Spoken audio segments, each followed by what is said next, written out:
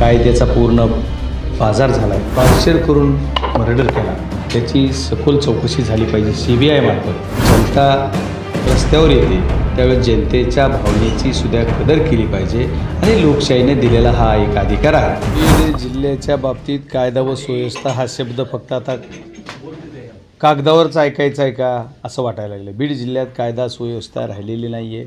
कायद्याचा पूर्ण बाजार झाला आहे. बीड जिल्ह्यातली कायदा सुव्यवस्था पूर्वपदावर आणण्यासाठी आदरणीय अमित भाईंना मी भेटलेलो आहे आणि मी त्यांना विनंती तशी केलेली आहे.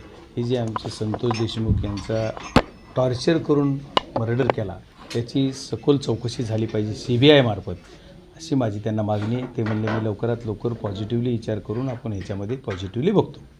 आज बंदचं आव्हान जे आहे ते सर्व समाजाच्या वतीने करण्यात आले. कसं बघता या बंदकडे? नाही, ज्या वेळेस जिल्ह्यामध्ये अशा प्रकारच्या घटना घडतात त्याचा निषेध म्हणून ज्यावेळेस जनता रस्त्यावर येते त्यावेळेस जनतेच्या भावनेची सुद्धा कदर केली पाहिजे आणि लोकशाहीने दिलेला हा एक अधिकार आहे.